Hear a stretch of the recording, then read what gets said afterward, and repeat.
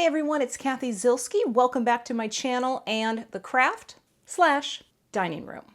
There is one tool in the craft/dining room that I use for every single paper crafting project that I create. If you don't have one, you should.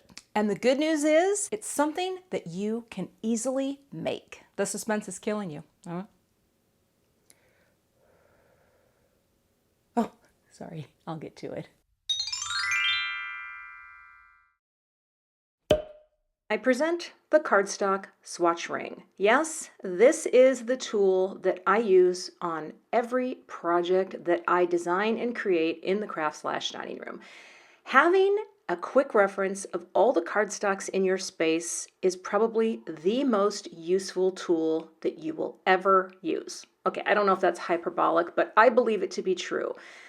I keep my cardstock in a little shelf in a cubby in the craft/dining room. But the thing is, I don't pull those out every time I'm creating. Instead, I grab the swatch rings. Here's an example. So this is a panel for a card that I made recently inspired by Debbie Hughes. And yes, I will link the video below. But every time I design something, I bring out my little swatch ring to decide, does that work?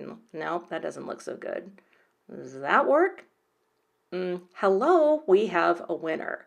Having these easily accessible that I can just throw on next to a panel as I'm designing, whether it's a card or a scrapbook page, these have been fantastic. I have one for my Gina K Design cardstocks. I have one for my Simon Says Stamp cardstocks. And I go to them all the time, every time I create. So the thing that's cool is they're easy to make. I use tag dies. For the two I just showed you, I used my Hero Arts nesting tag dies in that size. For the one I'm going to create today, just to show you how easy this is to do, I'm going to use one of my CZ Design nested tags. Really the only difference is mine have slightly rounded corners and some different options for hole reinforcements, but I'm not even going to bother with the reinforcements. I have cardstock from Concord and Knight that I haven't really used that much, and the reason why? Because I haven't swatched it out, and so I forget that I have this multi-pack of cardstock. So today, I'm solving that problem. Now here's the beautiful thing. If you don't have tag dies, or if they're sold out, or you can't, whatever, you can make your own tags pretty easily, right? Just grab your paper trimmer. These are going to be 1 3/4 inches wide by 3 inches tall. So you can cut your own tags, and it's really easy to do this as well. Plus, you can use any type of die you have. You could make a whole set of circles, for example. But here, I'm just marking out the little corners for the tag. And once I've got them marked out, cut, and I'll cut. And there you go. Punch a hole in it. This hole's a little on the big side, but that's how easy it can be to make your own. Me, I'm going to die cut and run these through my Gemini Junior off camera.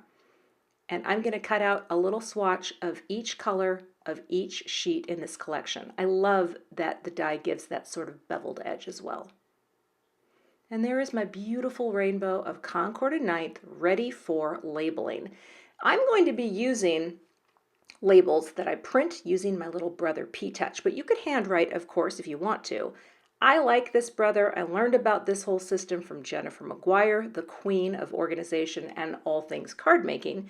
So I'm going to be using the 6mm tape, so that's the thinner tape for a single line. And all I'm going to do is type in the name and start creating an entire list. Here's the thing, I'm not going to put the company name on here because I don't need it. I don't have that much cardstock that I can't figure it out. But once I type in the name, I'm going to hit print.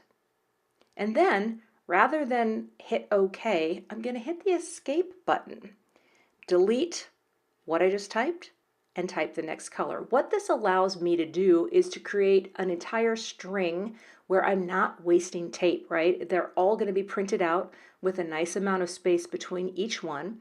I'll just hit print, the tape moves forward a little bit, and then I hit the escape button rather than OK. And again, backspace and type in the next color name. Going to work my way all the way through to the end and print the last one, and then once you have everything done, then you can hit OK. It'll give you a little more of a lead, and you can press that little cut button on the side, and you now have all of the names ready to go. Looks great.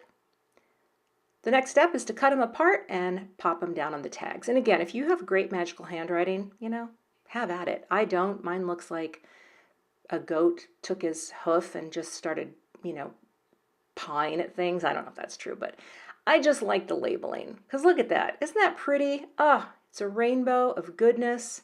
Then you just grab a jump ring from an office supply store. I got these at Staples in like a multi-pack. Open it up and then pop on all of your tags in rainbow order. The great thing about the jump rings is if Concord and Ninth comes out with a new release of new colors, I can easily add and update the rings, and I just keep the rings by company separate. And there you go, the most useful tool in my craft room.